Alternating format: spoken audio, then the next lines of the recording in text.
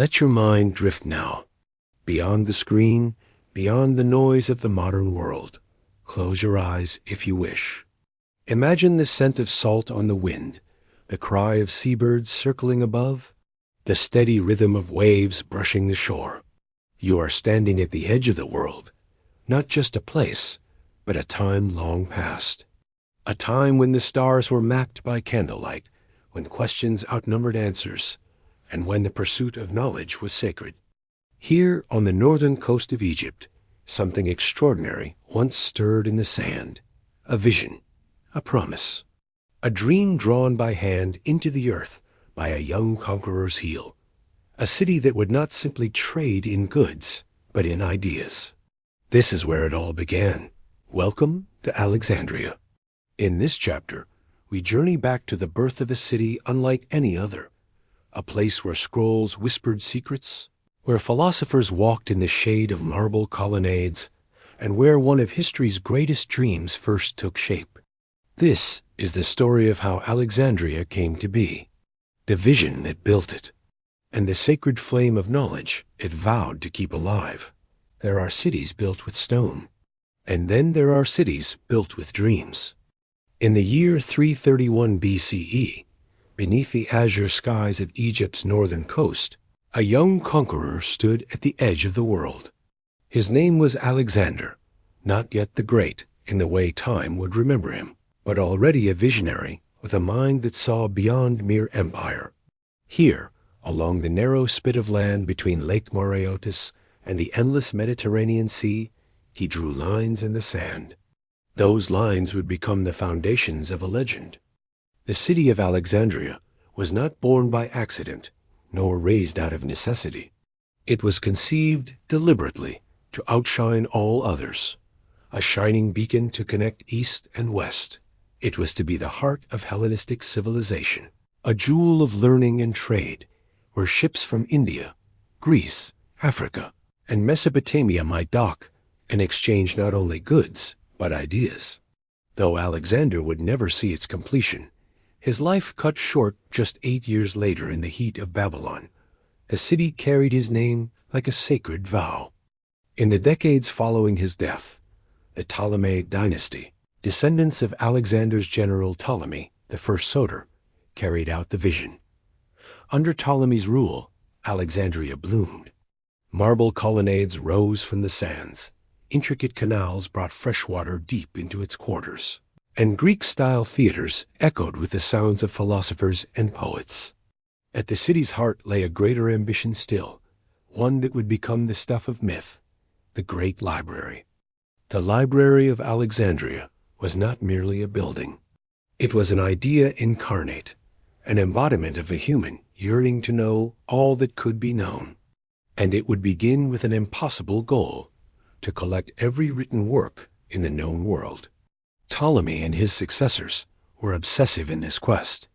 Agents were sent abroad to purchase or copy scrolls from across Asia, Europe, and Africa.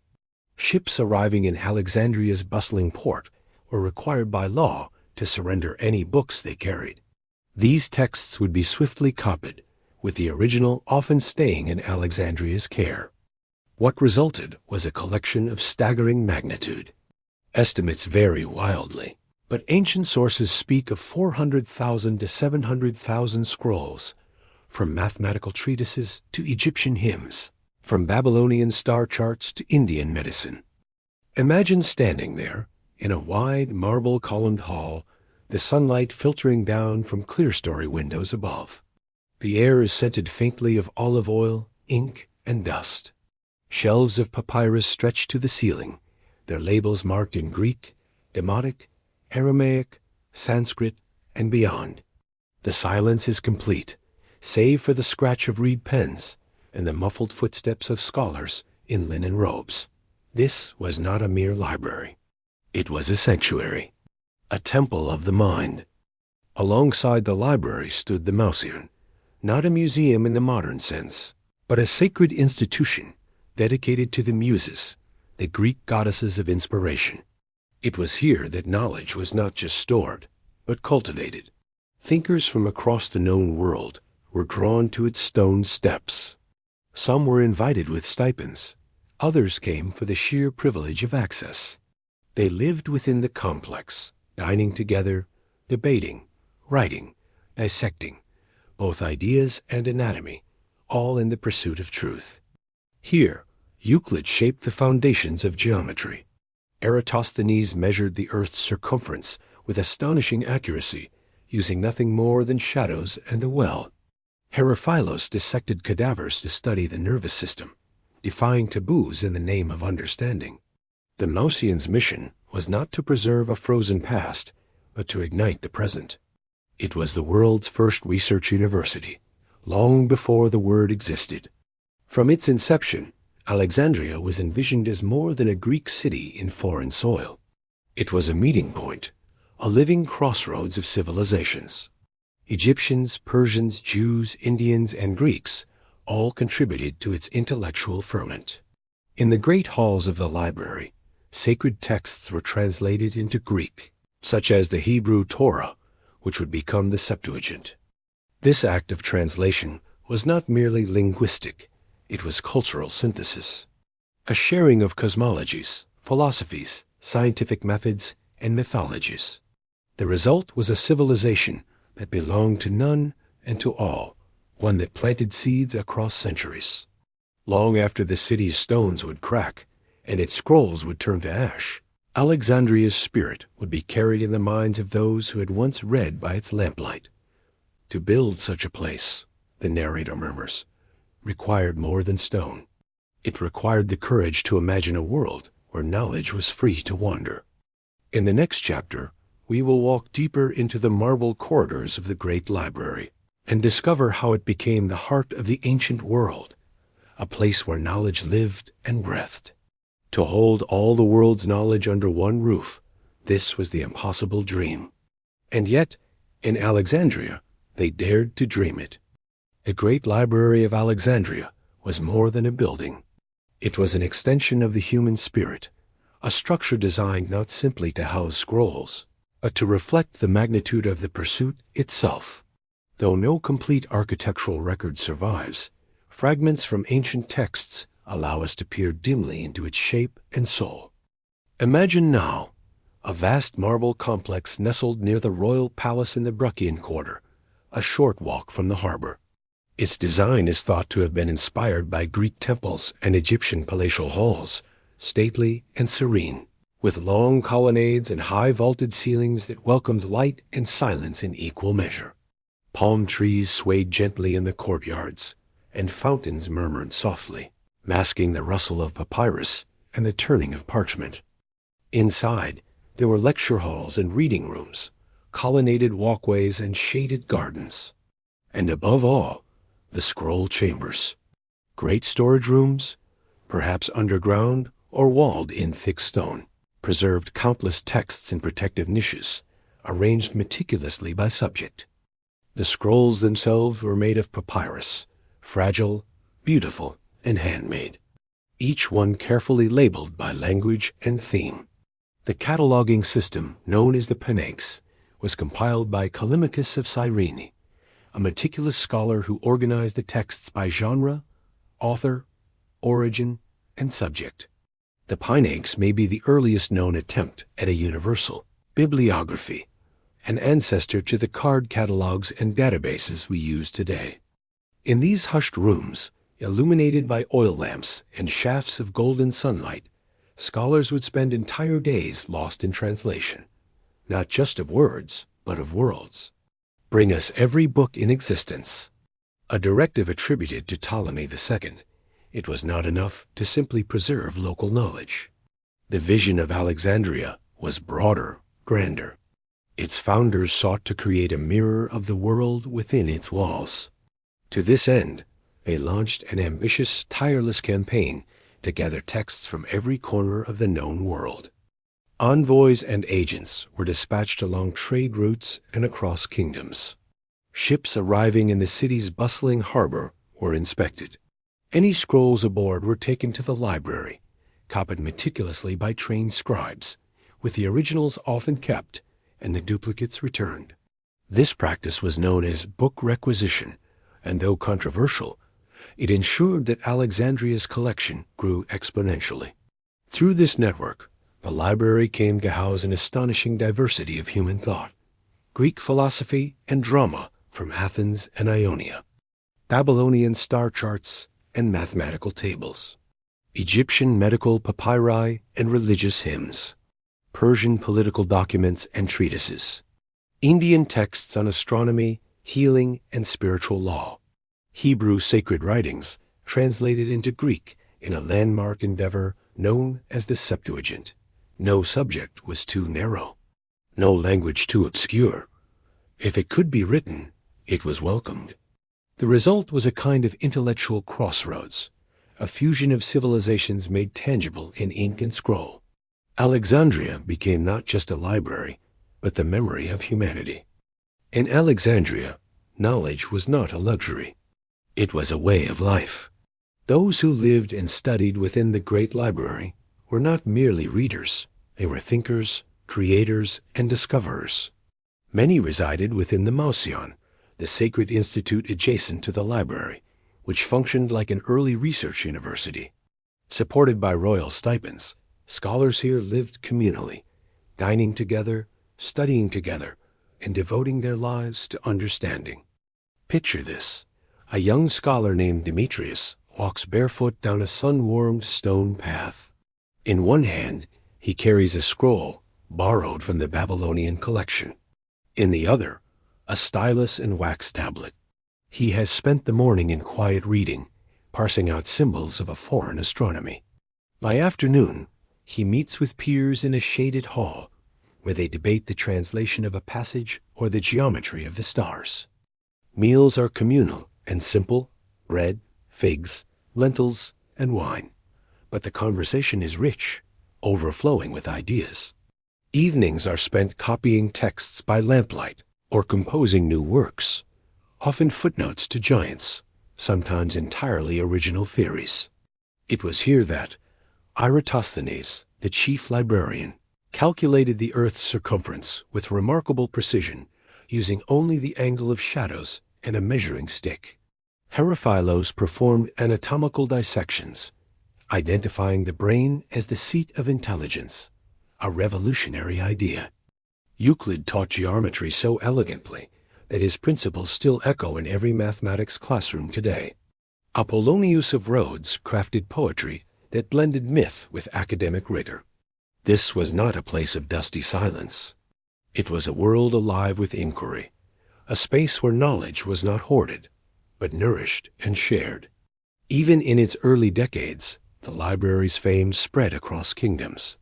Rulers and scholars from distant lands sent gifts, requested copies of scrolls, and made pilgrimages to Alexandria. To visit its halls was to stand at the center of human thought. But for all its glory, the library remained vulnerable. Papyrus, after all, is fragile. Kingdoms change. Fires catch.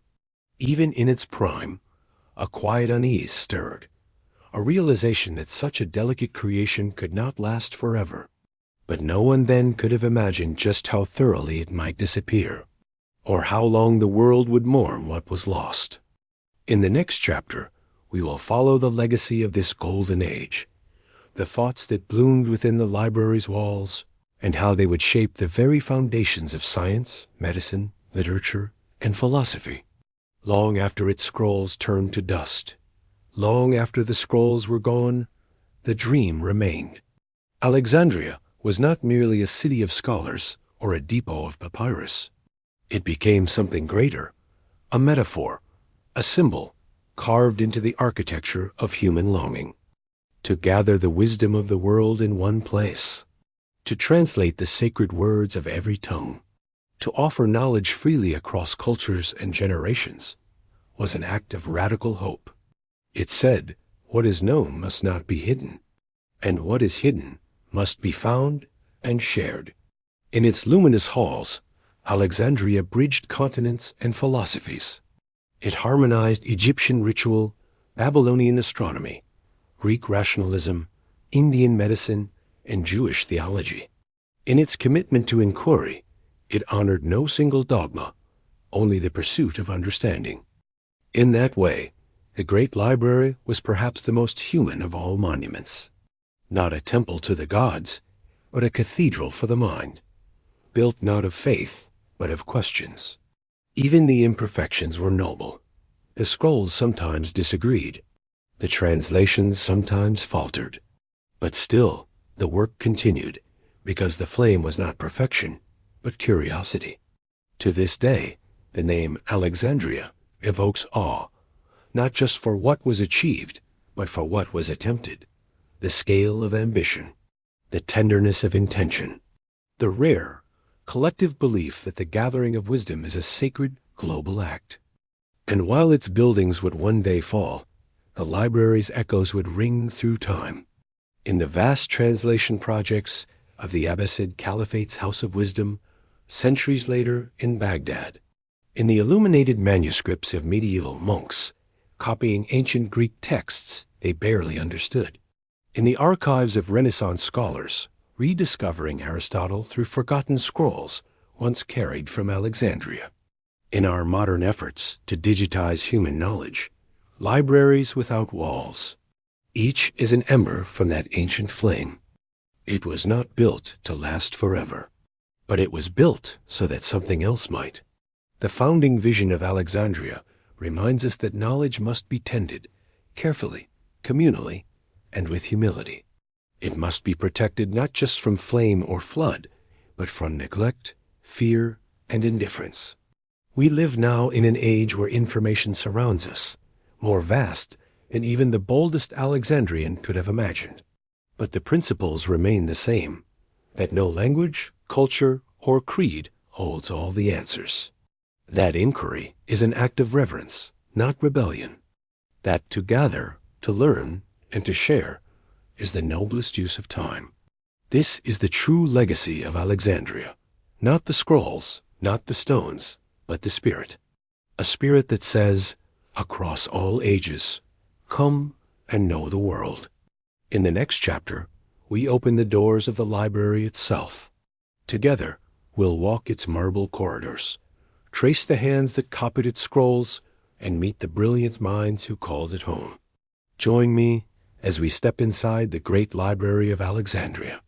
Step carefully now through the long sunlit archways. You are about to enter the heart of an ancient miracle, a place where the world's knowledge once gathered in one breath. The Library of Alexandria had no grand gate shouting its presence. There were no gilded statues, no guards and fanfare, no towering banners proclaiming its name. It announced itself only with quiet, the kind of quiet that pulls at your senses and demands reverence. Beyond the formal courtyards and gardens of the Mausion, a simple colonnade gave way to the library's main entrance. The walls were thick to protect against wind and heat, with high-set windows that filtered sunlight in slanted gold. The scent that met you was unmistakable, a blend of old papyrus, olive oil, beeswax, and dust stirred gently by open air. Inside, the soundscape changed completely. The outside world faded. Footsteps padded over marble. Styluses whispered across tablets. Breath moved like a tide. This was no palace, no temple. And yet, it was sacred. Here, the library offered not worship, but inquiry, a space where the gods of reason, curiosity, and wonder quietly ruled. To walk through its chambers was to walk through civilization itself. Scrolls lined the shelves in rows that seemed endless. They were stored in niches built into the walls, or laid in wooden chests labeled with clay seals. Some scrolls were fresh, ink dark and crisp, brought by sea just days ago. Others bore the wrinkles of age, their fibers faded and brittle from centuries of travel. Each scroll was meticulously tagged and classified by author, region, subject, and origin, a system compiled by the scholar Callimachus, who devoted much of his life to creating the Pinax, the first known comprehensive library catalog. This work spanned over 120 volumes, listing more than 250,000 scrolls. Here were texts in Greek and Latin, yes, but also in Aramaic, Egyptian, Phoenician, Sanskrit, and Persian. Each one a voice, a worldview, a puzzle piece in humanity's understanding of itself. You might, in a single room, find a copy of Homer's Odyssey, carefully compared against versions from different islands. Sit beside a scroll of Vedic hymns, translated word for word by a student of Indian medicine. Study Babylonian lunar calendars, inked in dense pictograms with margin notes in Greek. Each scroll, a message in a bottle, cast by a distant thinker, now washing up in your hands. Who were the keepers of this sanctuary of scrolls? They were men of many nations, and perhaps less often, women whose names have been lost or obscured. But the library's golden age was shaped by brilliant minds whose contributions still ripple through history. One such mind belonged to Eratosthenes, perhaps the most famous chief librarian of them all. Born in Cyrene and trained in Athens, Eratosthenes brought a unique blend of mathematical precision and poetic imagination to his work. It was he who famously calculated the circumference of the earth, not by magic or divine insight, but by simple observation and geometry. He measured the shadow cast by a stick in Alexandria on the summer solstice. Then he compared it to a similar measurement taken in Syene, where, on the same day, the sun stood directly overhead. With the distance between the two cities known, he used trigonometry to estimate the Earth's size. His result? Within a few percentage points of modern calculations, using nothing more than sticks, shadows, and scrolls. Another giant was Herophilos of Chalcedon, the father of anatomy. Working in Alexandria's unique atmosphere of scholarly permission, he conducted human dissections, taboo elsewhere, and identified the brain, not the heart, as the seat of intelligence. He named the duodenum, described the optic nerve, and distinguished between arteries and veins. His writings, now lost, would echo for centuries through the works of Galen and later Renaissance anatomists.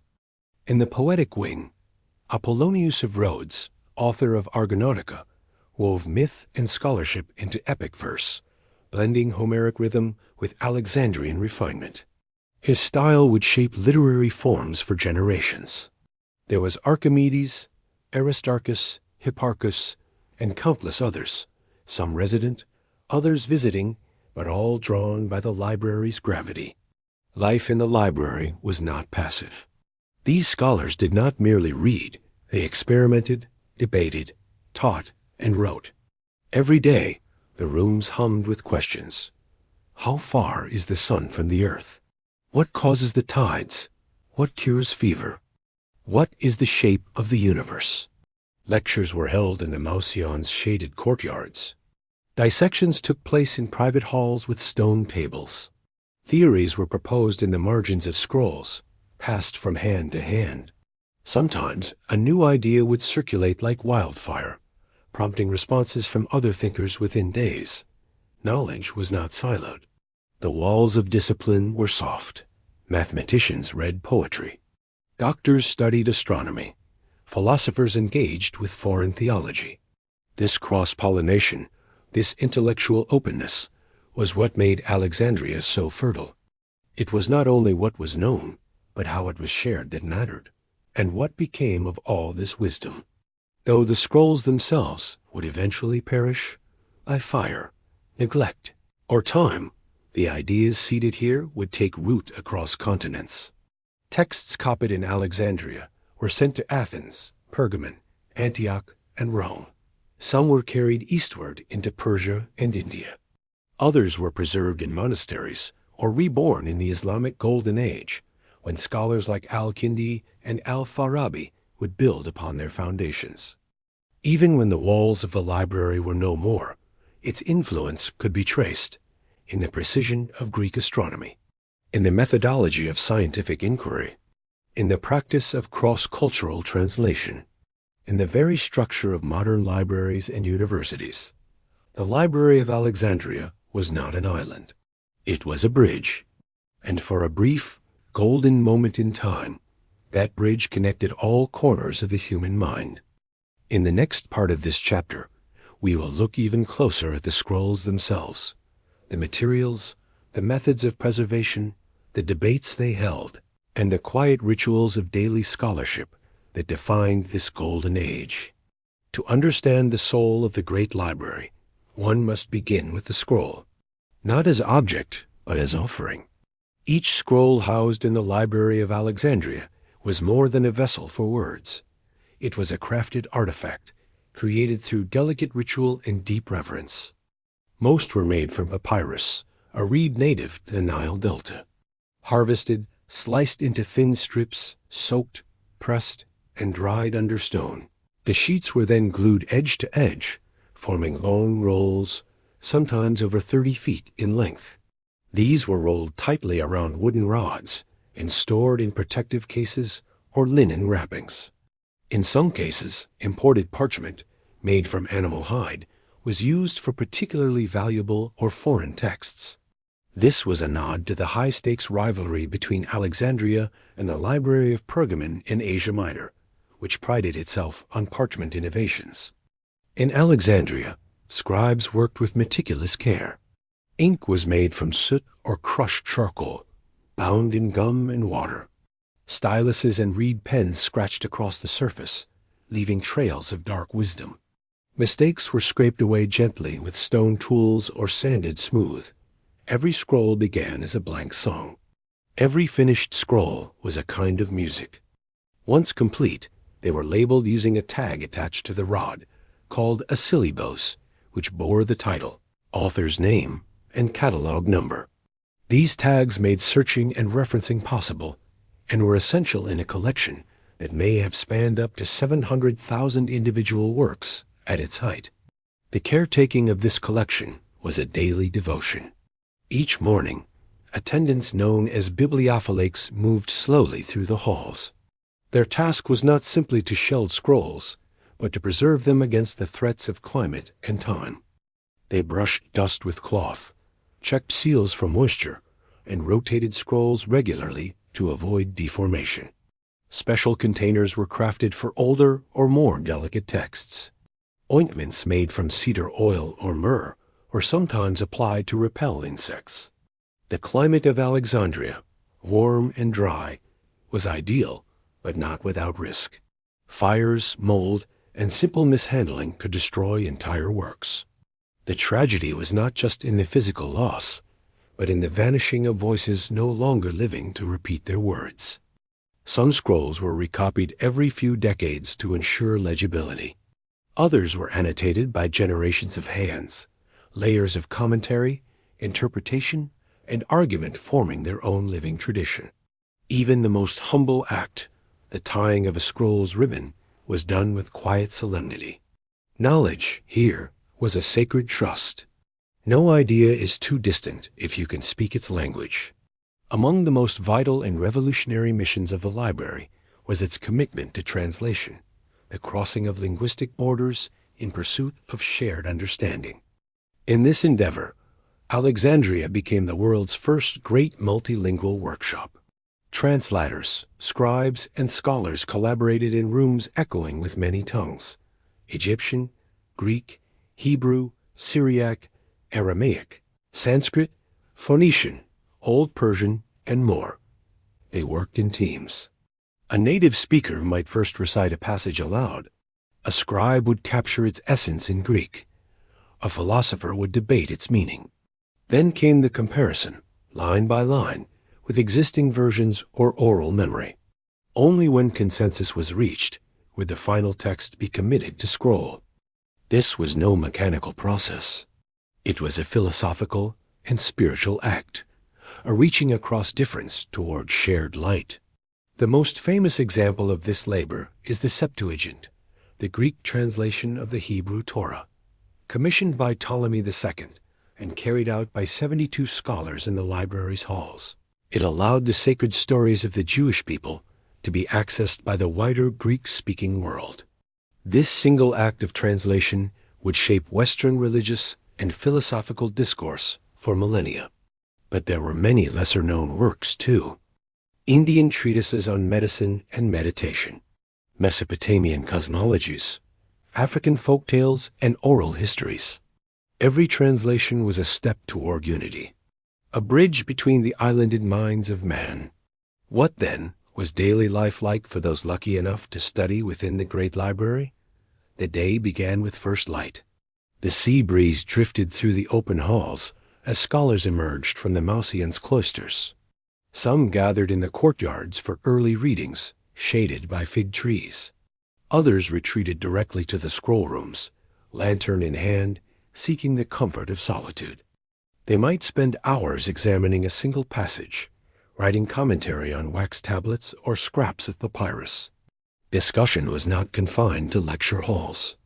Ideas spilled into corridors, gardens, even the colonnaded baths where philosophers debated while soaking their limbs. Meals were simple: grain, olives, dates, perhaps fish from the Nile, but talk was abundant. New arrivals from distant lands brought gossip of foreign discoveries. News of a rare scroll from India might set hearts racing. A new theory from Athens would ignite polite argument. Evenings were contemplative. Oil lamps lit the scroll halls in a warm golden glow. The click of styluses and the quiet hum of voices filled the air. Some copied texts by hand. Others wrote their own treatises. The library never truly slept. There was no rush here. Truth did not shout. It whispered, and the Library of Alexandria was built to hear it. What those scholars built was not just a collection, but a culture. A quiet rebellion against ignorance. A discipline of listening. A faith in slow, deliberate thinking. And though the physical scrolls are lost, and their breath has long faded from the halls, the rituals they followed still shape the way we study today. Citation and commentary, peer review, cataloging and metadata, comparative translation. The bones of academia were formed here, among the sandstone and salt air of Alexandria. The Library of Alexandria was not merely a repository of what was known. It was a forge for what had never been imagined. Beneath the dome of the Egyptian sky, with stars so vivid they seemed to breathe, Alexandria nurtured minds who would redefine our relationship with the cosmos. One of the most profound contributions of the library was to the field of astronomy, not just charting the stars, but understanding our place among them. Eratosthenes. As noted earlier, this polymath librarian measured the circumference of the earth with remarkable precision, using only a stick, a well, and the geometry of shadows. His work laid the foundation for understanding the globe as a sphere, an idea not universally accepted in his day. Aristarchus of Samos. Far ahead of his time, Aristarchus proposed that the earth revolved around the sun, not the other way around, a heliocentric model that would not gain serious traction until Copernicus, 1700 years later. His scrolls, sadly lost, were referenced by later scholars, and hint at a worldview much more advanced than commonly believed. Hipparchus, though not a resident of the library, his works were studied and commented upon here. He developed early models of trigonometry and star catalogs that would influence Islamic and Renaissance astronomy. The library served as a place where skywatchers debated the orbits of planets, charted eclipses, and pondered the shape of the universe. Telescopes were yet unknown, but the clarity of thought, the mental vision, was staggering. In a world still ruled by superstition, the scholars of Alexandria dared to open the human body not in fear, but in search of truth. Herophilos, he was the first known physician to dissect human cadavers in a systematic way. Working under the protection of the Ptolemies, he studied the brain, nerves, liver, reproductive organs, and circulatory system. He identified the optic nerve, described the pulse, and discovered the difference between veins and arteries. He even attempted to time the pulse with a water clock, an early form of medical measurement. Erasistratus, his contemporary, Erasistratus, focused on the function of organs rather than just their structure. He proposed theories about the nervous system, digestion, and even suggested that the heart functioned as a kind of pump. The work of these physicians would influence Galen, whose writings became standard in medieval Europe and the Islamic world. But it was in Alexandria that the anatomical arts were born, not in hidden chambers, but in open pursuit of healing. Alexandria also gave birth to the science of mapping, not just of land, but of ideas. Eratosthenes again stands tall, having created the first known map of the world using lines of latitude and longitude. His maps combined reports from merchants, travelers, and soldiers, compiled into a rational grid, a mosaic of observation and mathematics. He estimated the Earth's circumference within 2% of the modern figure and suggested the possibility of reaching India by sailing west, a notion that would later inspire explorers in the Age of Discovery. Engineers and inventors in the library's orbit designed water clocks, hydraulic machines, and even early automata, mechanical devices powered by steam or counterweights, precursors to robotics. Among the scrolls and scholars, ideas clashed and harmonized in 1,000 ways. The library was not just a laboratory of science, it was a forum for philosophy. Stoics and Epicureans debated the nature of happiness and the limits of reason. Platonists and Aristotelians argued over the role of the soul and the state. Skeptics challenged the very basis of knowledge. The fusion of Greek rationalism with Eastern metaphysics produced new hybrid schools of thought. Jewish scholars working within the library would later help birth Neoplatonism, and the philosophical underpinnings of early Christianity and Islam were shaped in part by these scrolls and dialogues. Knowledge was not siloed. Medicine flowed into ethics. Mathematics influenced music. Language shaped perception. This interdisciplinary ferment was perhaps the library's greatest invention, the idea that truth is not confined, but collaborative. And when the marble fell and the flames came, what was left? Not the scrolls, not the buildings, not the shells, but ideas carried outward like seeds on the wind. Some scrolls survived in private collections, monasteries, and other libraries. Others were translated and preserved by Arab, Persian, and Syrian scholars during the early Islamic Golden Age. The works of Galen, Euclid, Ptolemy, and Aristotle, many had passed through Alexandria's hands. Later, during the Renaissance, European thinkers rediscovered these classical texts, some preserved in Arabic. Others dug from forgotten archives and marveled at the sophistication of a world they thought had vanished. The Renaissance was, in many ways, the echo of Alexandria, a second blooming from a long-buried root. Even today, the very idea of a universal library, from the Library of Congress to Wikipedia, to the dream of fully digitized human knowledge, is an heir to that ancient beacon. They built a place where all knowledge might live together, and in doing so, they lit a fire that time could not extinguish. The Library of Alexandria was not perfect. It was not eternal, but it changed what was possible. It showed that minds across nations, languages, and centuries could be brought into dialogue, and it proved that the quiet pursuit of wisdom, not wealth, not conquest, is the most enduring legacy of any civilization. In the next chapter, we will turn to the shadows, to the slow unraveling of this golden age, the flames, the theories, the silence that followed. Join me as we explore one of history's greatest mysteries, the fall of the Great Library of Alexandria. It began with silence, not with fire or sword, not with the cries of invaders or the roar of collapsing stone, but with quiet. A page left unturned, a scroll unread, a door unopened. The Great Library of Alexandria, whose halls once overflowed with the voices of poets, scientists, and philosophers, did not fall in a single night. There was no one moment of ruin, no singular blaze that consumed its vast collection before stunned eyes.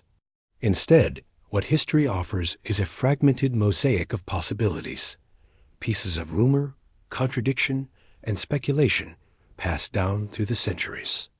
Some accounts speak of fire, others whisper of neglect. Still others name emperors, generals, or bishops as the culprits. But in truth, what happened to the Library of Alexandria remains one of the greatest mysteries of human history. a library that held the knowledge of the world, vanished without a definitive trace. Let us now step through the veils of time, through story, speculation, and scattered ash, and examine the leading theories surrounding this quiet catastrophe. One of the most famous, and perhaps most plausible theories, attributes the first blow to the library to Julius Caesar. During his military campaign in Alexandria in 48 BCE, caught in the power struggle between Cleopatra and her brother Ptolemy XIII, Caesar found himself besieged near the harbor. In an attempt to secure his position, he ordered the Roman fleet to set fire to enemy ships in the harbor basin. The fire spread beyond control, leaping from dock to dock, and eventually into the warehouses, storehouses, and adjacent structures near the royal quarter.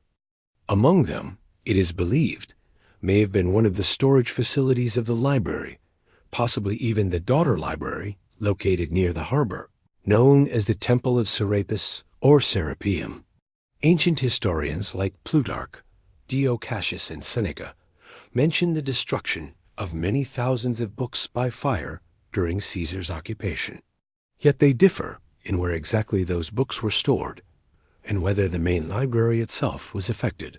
Some scholars believe this event marked the beginning of the library's slow decline, rather than its absolute end. A partial fire, a partial silence. Another chapter of possible destruction arrived centuries later, in the late 4th century, as Christianity became the official religion of the Roman Empire. In 391 CE, under the rule of Emperor Theodosius I, a decree was issued ordering the closure of pagan temples throughout the empire. The Serapeum, which housed part of the Alexandrian library's holdings, was a major target.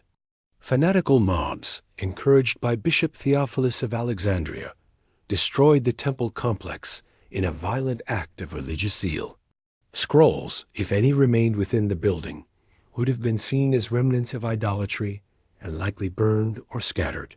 This theory aligns with an ideological shift from the classical world of reasoned pluralism to a rising orthodoxy that viewed pagan knowledge with suspicion or hostility. Whether the main library still existed by this point is unclear. Some believe it had already fallen into disrepair. Others suggest its materials had been transferred to the Serapeum or hidden elsewhere. In any case, the flames of intolerance may have consumed more than architecture. They may have marked the second blow in the unraveling of the library's dream. A third and more controversial theory places the library's destruction in the 7th century, during the Muslim conquest of Egypt led by General Amr ibn al-As under Caliph Omar. The story, mostly recorded in later medieval sources, claims that when asked what to do with the books stored in Alexandria, Omar replied, "If they agree with the Quran, we do not need them. If they disagree with it, they are heretical. Therefore, destroy them." According to the tale, the scrolls were used to fuel the city's bathhouses, keeping fires lit for 6 months.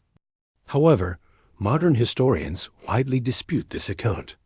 The story first appears in texts written centuries after the supposed event and bears the hallmarks of legend rather than verified history. Moreover, early Islamic rulers were themselves patrons of learning, and many scholars argue that such a destruction would have run counter to their values. Yet even if apocryphal, the story reflects a deeper truth, that Alexandria had, by the 7th century, already lost much of its former glory. Whether by fire, neglect, or time, the once vast collection was gone. Perhaps the library was not destroyed at all. Perhaps it was simply forgotten. The most haunting theory of all is also the least dramatic. What if the Library of Alexandria, battered by war, ignored by shifting empires, and overshadowed by newer centers of power, simply eroded? Papyrus, after all, is fragile. Without active copying and preservation, even the most revered scrolls will crumble. Scholars may have fled. Endowments may have dried up. Earthquakes, floods, rats, or mildew could have done what flames could not. By the time of later Roman rule, there are fewer references to the library. Its name begins to vanish from the writings of travelers and officials. By the 5th century, it is rarely mentioned at all. No epic fire, no great battle, just silence. A quiet, forgotten death. And so the Great Library, once the jewel of the ancient world, passed from history into legend. Its end, like so many sacred things, came not with a cry, but with a whisper. For centuries after the last scroll turned to dust, something strange lingered in the collective human spirit. An absence, a shadow, a question too large to name. It is difficult to truly grasp what vanished with the disappearance of the Great Library. The names of authors, now forgotten, whose works never found another home. The treatises, perhaps ahead of their time, that might have transformed medicine, mathematics, or philosophy. Entire branches of thought, versions of history, spiritual texts, political debates, burned into silence. Among the scrolls likely lost were early mathematical theories from India and Persia, medical practices from ancient Egypt and Mesopotamia, entire schools of pre-Socratic philosophy, unknown plays, comedies, and tragedies, other Homers, other Sophocles, alternative cosmologies and religious worldviews that never entered the canon. We do not mourn only the past. We mourn the possible futures that never came. A library is a seed vault for ideas, and when it burns, some seeds are lost forever. The fall of Alexandria did not mean the end of learning, but it marked a shift. No longer would the world rely on a single, unified center of thought. Knowledge became scattered across cities, monasteries, temples, and distant kingdoms. This decentralization had benefits: resilience, diversity, and the flowering of new traditions in Baghdad, Constantinople, and Cordoba. But it also meant the loss of continuity. Centuries would pass before some of Alexandria's insights were rediscovered, if ever. The tradition of interdisciplinary study, of translating across cultures, of pursuing truth for its own sake, that spirit dimmed. For a time, the death of the library was not only a material loss, but a philosophical one, the temporary triumph of fear over inquiry, of dogma over discourse. And in that silence, humanity forgot how much it once dared to ask. And yet, some dreams refused to be buried. Despite its destruction, or perhaps because of it, the Library of Alexandria never truly vanished from human memory. It became something more than stone and scroll. It became a myth. For poets, it was a symbol of beauty lost. For historians, it was a riddle without answer. For scholars, it was a call to rebuild. The dream of Alexandria lived on in the House of Wisdom in 9th century Baghdad, where scholars translated and expanded upon classical works. The monastic scriptoria of medieval Europe, preserving fragments in candlelit silence. The universities of the Renaissance and Enlightenment, rekindling the spirit of reasoned inquiry. The digital archives of today, where the dream of universal access to knowledge takes new form. To remember the library is to remember what is possible. A world where wisdom is shared, not hoarded, where language is not a wall but a bridge. Why does the fall of the Library of Alexandria continue to move us? Why, after more than 2 millennia, does its story still evoke awe and grief? Because it speaks to a universal truth. That knowledge is fragile. That progress, once made, must be protected. That civilization is not built only with stone, but with stories. And that when those stories are silenced, the future dims. We remember Alexandria not because it failed, but because it dared. Because it tried to bring all the world into one room. Because it whispered to every generation that followed, "Come, read, learn, build again." In the next chapter, we look forward. From ancient ashes, we rise. Join me as we explore the rebirth of Alexandria in the modern world, the new library that stands where the old once stood, and the enduring flame of knowledge it carries into the future. in the silence that followed the fall of Alexandria, centuries passed. But dreams, like seeds, sometimes sleep before they bloom again. It is early morning in Alexandria. The Mediterranean Sea moves with ancient rhythm, brushing softly against the harbor stones. The gulls wheel overhead, just as they did in the days of the Ptolemies.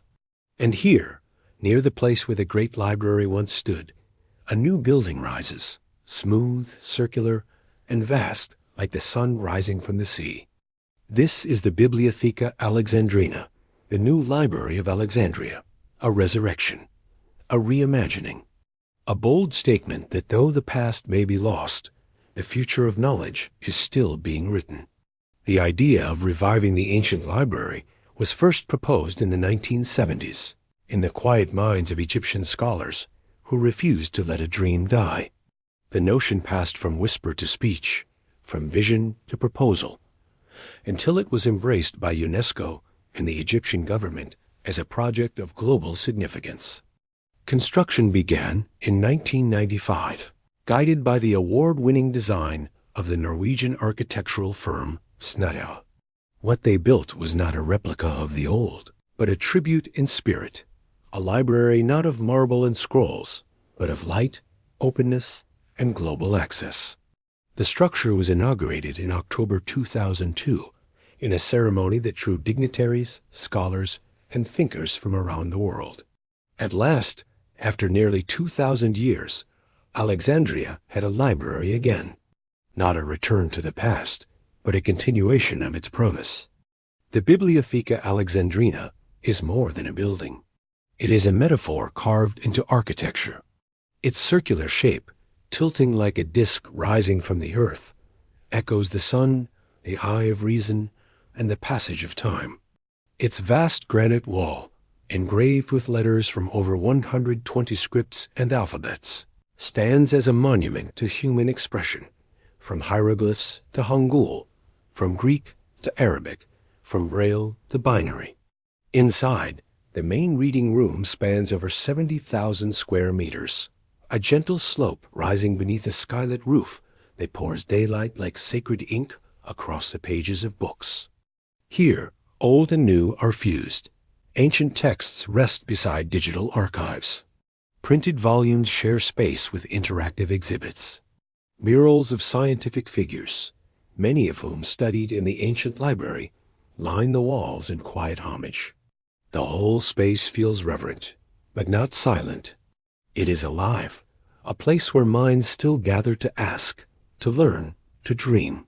What would a modern Alexandria dream of? Not simply scrolls, not simply books, but universal access to knowledge, across borders, languages, and generations. Today, the Bibliotheca Alexandrina holds millions of printed volumes, including works in Arabic, French, and English, digitized manuscripts from Islamic, Coptic, Greek, and medieval traditions, a complete digital mirror of the Internet archive, preserving billions of web pages and digital documents, a manuscript restoration lab where fragile texts are preserved and studied, several specialized museums, including ones for science, manuscripts, and calligraphy. It is not just a library, but a cultural complex, housing, a planetarium, art galleries and cinemas, a conference center, specialized libraries for the visually impaired, children, and researchers. And perhaps most importantly, it stands as a platform for global dialogue. Scholars from every continent gather here. Conferences explore peace, philosophy, climate change, and artificial intelligence. Students wander the halls, wide-eyed, barefoot, dreaming. Though separated by millennia, the modern library echoes its ancestor in powerful ways. It is multilingual, serving Arabic, French, English, and more. It promotes translation projects, much like the ancient Septuagint. It embraces interdisciplinary thinking, housing arts, sciences, and literature under one roof.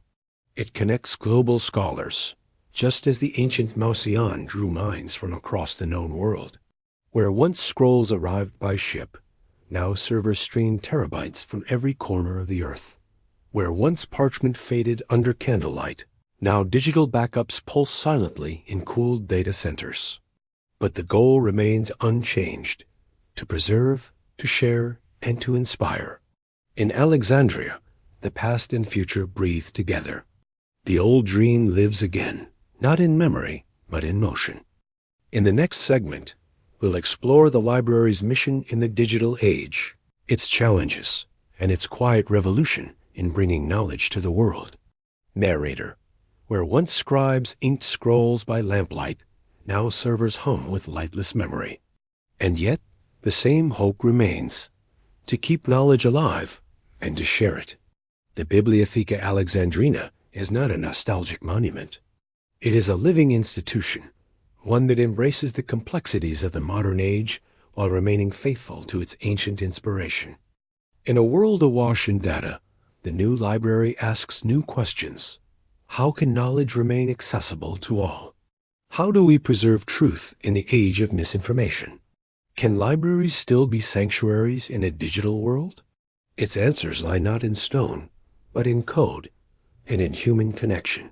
The library has established itself as a hub for digital preservation projects, including endangered manuscripts and disappearing languages; open access scholarship, ensuring that no paywall can silence truth; collaborations with global institutions like UNESCO, the Internet Archive, and the Library of Congress. Where ancient scholars crossed deserts and seas to read a scroll, now a child with a smartphone can access centuries of learning in moments. One of the most beautiful aspects of the Bibliotheca Alexandrina is its dedication to education at all levels, not just as a passive dispenser of information, but as a nurturing space for the next generation of thinkers. Programs for all ages, children's library, a dedicated space for young readers, filled with colorful books, story circles, and learning workshops. Young People's Library, designed for teens and young adults to explore science, art, and literature with independence. Science and Discovery Centers, interactive exhibits that allow children to experiment with chemistry, physics, astronomy, and engineering. These are not just rooms, they are experiences. Children touch the stars in the planetarium, build circuits with mentors, and explore virtual reconstructions of ancient Alexandria. Ongoing teacher training programs, especially in digital literacy. Fellowships and research residencies for academics and writers. Public lectures by Nobel laureates, scientists, historians, and activists. And for everyday visitors, the library offers quiet spaces for reading, meditation, and discovery, an oasis of thought in a world too often distracted. We once feared that fire would destroy knowledge. Now we fear that data will drown it. In today's world, the fragility of information has taken new forms. Scrolls no longer rot on shelves. They disappear when servers fail. Websites vanish, or formats become obsolete. The Bibliotheca Alexandrina has responded with cutting-edge preservation strategies. Digital Library of the Internet Archive. The library hosts a complete mirror of the Wayback Machine, preserving billions of web pages, books, videos, and audio files. It is a hedge against the impermanence of the web. Manuscript digitization labs.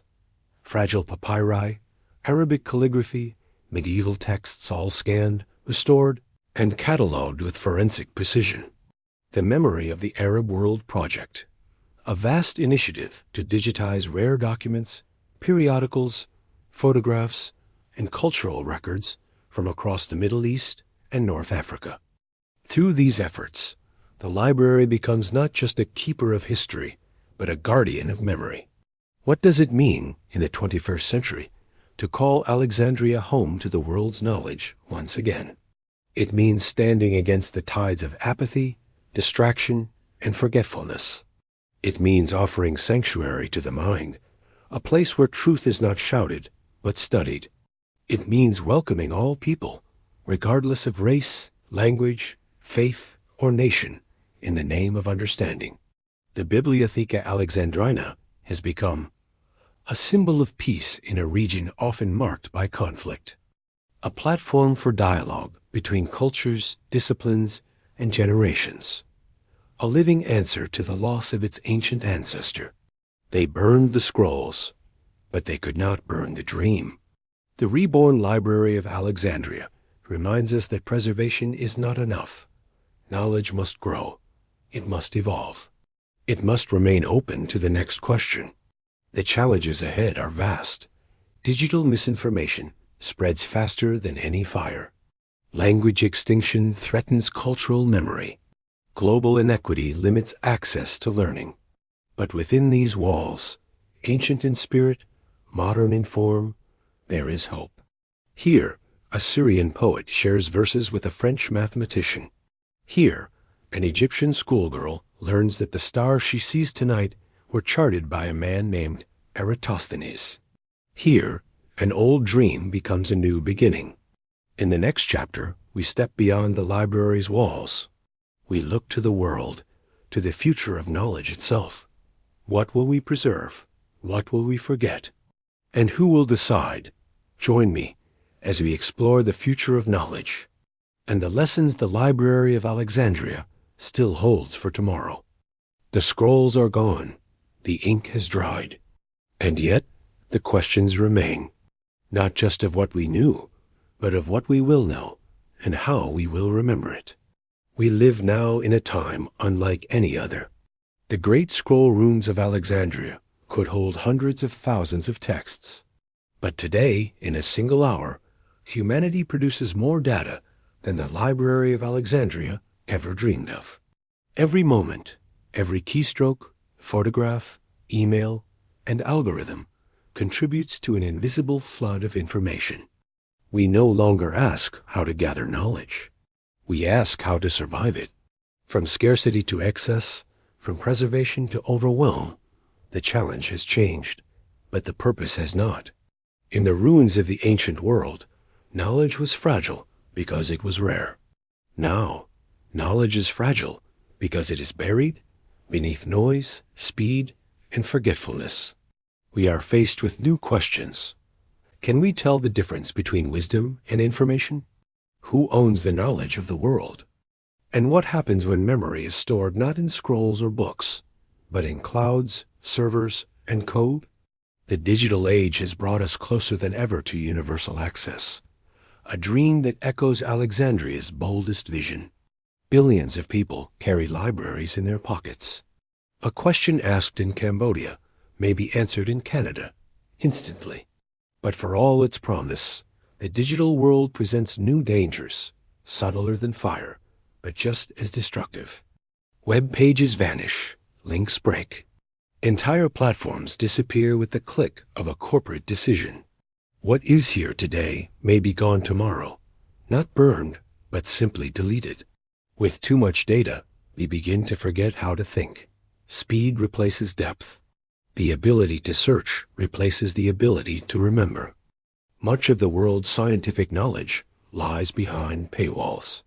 Many digital archives remain inaccessible to those without wealth or privilege. The very idea of a free, global library is once again threatened, not by warlords, but by corporations.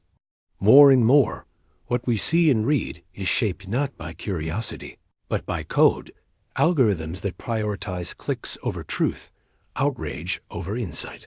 We live in the age of infinite information, and yet we risk forgetting what matters most. The fire today is quiet, but it still burns. What can the Great Library of Alexandria teach us now? More than we think. In that quiet marble sanctuary, knowledge was not hoarded. It was shared. Scholars copied scrolls not for profit, but for preservation. Languages were not barriers. They were bridges, and most importantly, inquiry was sacred. No single dogma ruled. No one voice drowned the rest. To think, to question, to doubt, these were noble acts. In many ways, the world needs this ancient wisdom more than ever. That silence is not ignorance. It is space for thought. That slow thinking may yield deeper truth. That knowledge must be held in common, not guarded like treasure. If the purpose of libraries was once to preserve scrolls, Now it is to preserve meaning.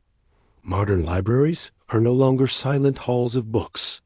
They are community centers, digital sanctuaries, makerspaces, and safe havens. They provide internet access to the underserved, workshops on digital literacy and media skepticism, archival services for local voices and oral histories, spaces where questions are welcomed, not shamed. In the model of Alexandria, many now strive to become pluralistic spaces where science, art, philosophy, and lived experience all share a shelf. The librarians of today are no longer just caretakers of books. They are guardians of the commons, defenders of curiosity. In the age of infinite data, the quiet work of guidance becomes holy. So what future do we dream of? A future where knowledge is accessible, not just digitally, but emotionally and culturally. Collaborative, where East and West, North and South share ideas freely. Decentralized, protected from any single authority's erasure. Sustainable, preserved across formats, generations, and borders. In this vision, we are all scribes. Every comment, every insight, every preserved voice becomes a scroll in the new library. Every translated word becomes a thread in the fabric of collective memory. We do not know if the scrolls of Alexandria will ever be found, but perhaps they were never lost. Perhaps they live in us, in our questions, our sharing, our desire to know. In the final segment of this chapter, we turn inward to reflect on our role in this future. What does it mean to be a steward of knowledge today? And how can we, each of us, carry the light forward? The Library of Alexandria was never just a place. It was a promise. And that promise, fragile, luminous, enduring, now belongs to us. Each generation must decide what to remember and what to forget. Some memories are passed down in stone, some in ink, and others only in gesture, rhythm, and song. Some are erased by force. Others simply fade. In a world where more information exists than any one person can comprehend, the question is no longer how to preserve everything, but what we choose to preserve. Do we value stories of the powerless as much as those of kings? Do we save poetry, recipes, lullabies, or only numbers and laws? Do we protect only what is profitable, or also what is sacred, even if quiet? The Great Library once tried to preserve all of it, not just what was practical, but what was human. It dared to say, every voice matters. Every scroll is a thread in the world's tapestry. Today, that tapestry is ours to mend and to expand. You, too, are a scribe. When you record your family's stories, you are preserving culture. When you teach, you pass on wisdom older than memory. When you translate, you bridge what divides. When you challenge falsehood, you protect the truth. When you listen, deeply and without rush, you embody the spirit of Alexandria itself. The future of knowledge is not in machines alone. It is in moments of care, the child helped in a library, the document digitized before it vanishes, the question asked that has no easy answer. You do not need a title or institution. To carry the flame is to act with intention. And in doing so, you join the long procession of minds that stretches back to the shores of Egypt, to the courtyards of the Mausian, and to the still-burning light behind shuttered doors. And perhaps the greatest library is not built of stone, but of memory. Each of us contains volumes, our experiences, our languages, our questions. Together, we are a living library. And when we connect, when we share, when we preserve and protect one another's stories, the library lives again. The Great Library of Alexandria may have fallen, but it was never truly destroyed. It exists now, in open source code shared freely, in refugee children learning in makeshift classrooms, in community archives recording lost dialects, in the quiet click of a librarian backing up a rare manuscript, in a young reader discovering their first story and seeing themselves within it. The library never died. It only changed form. It became us. So remember this as we come to the end of our journey. The Library of Alexandria was not just a wonder of the ancient world. It was a mirror, held up to the best parts of us. Our curiosity, our patience, our compassion. We may never know all that was lost within its walls, but we know what it stood for. And in that knowing, we are called, not to mourn, but to build. Let this story be more than a memory. Let it be an invitation to protect knowledge not only with walls, but with wisdom, to value quiet thought in a loud world, to read deeply, to listen openly, to teach gently, and in doing so, to keep the flame alive, not for nostalgia's sake, but for the sake of those who will come after us. We are all stewards now. The library has returned, not just in glass and stone by the Mediterranean Sea, but in every place where minds are open and stories are shared.